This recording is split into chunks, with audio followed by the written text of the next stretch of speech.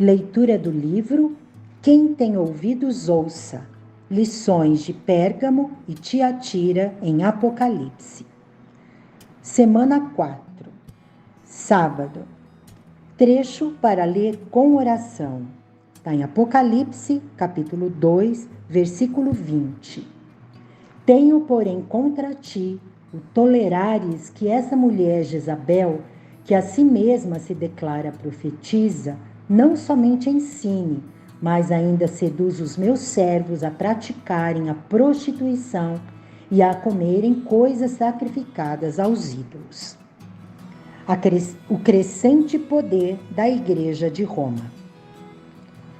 Não basta a Igreja professar a fé segundo o credo de Nicéia, visto no capítulo anterior. Não adote meramente este credo como se adota um clube de futebol. Precisamos buscar a realidade que diz respeito ao nosso modo de andar, provado e aprovado por Deus. Foi no período da Igreja em Tiatira que se estabeleceu o sistema papal universal, na segunda metade do século VI. Nessa época, houve a fundação do grande poder e soberania da diocese, dos bispos e arcebispos de Roma. Mas por que Roma se destacou? Porque naquele tempo cada cidade tinha seu bispo, e nas capitais os bispos tinham maior importância, e era tudo uma espécie de jogo político. Antes de Constantino transferir a capital do império para Bizâncio e construir Constantinopla, Roma já era reconhecida como uma metrópole e seu bispo era reconhecido como primaz. O que é primaz? É o primeiro na hierarquia dos bispos e arcebispos. Quando Constantinopla se tornou a cidade imperial, sede do Império Romano Oriental, Roma, por sua vez, havia se tornado a capital do Império Romano Ocidental. Naquele tempo, o bispo de Roma foi elevado à condição de patriarca, inferindo estar entre os pais da Igreja. Logo em seguida, os bispos de Constantinopla também reivindicaram a dignidade dos pontífices romanos.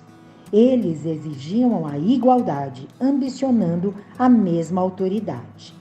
Assim, deu-se início à chamada Igreja Grega, conhecida atualmente como Igreja Ortodoxa Grega, um conjunto separado e resultado de uma longa batalha entre o Ocidente e o Oriente.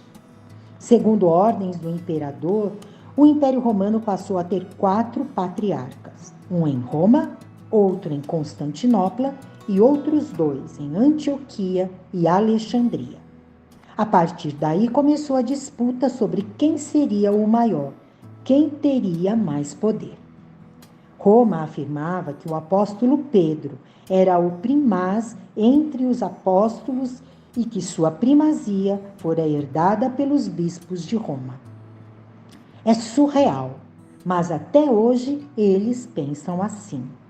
Por essa razão, os bispos romanos afirmavam que a superioridade deles se originava de sua descendência linear de São Pedro, e não da grandeza imperial da cidade, porque Constantinopla se tornou uma cidade ainda maior do que Roma. Esse dogma foi aceito por todos no começo do século V, e a Igreja de Roma estabeleceu seu direito de reger a Igreja Universal. Foi nesse momento que os bispos de Roma passaram a ter a primazia sobre os demais. A Igreja Romana reivindicava sua supremacia nas esferas eclesiástica e política. Na esfera eclesiástica, determinou-se que, primeiro, o bispo de Roma seria o juiz infalível em todas as questões doutrinárias. Quando se levantava algum problema doutrinário, quem dava a palavra final era o bispo de Roma.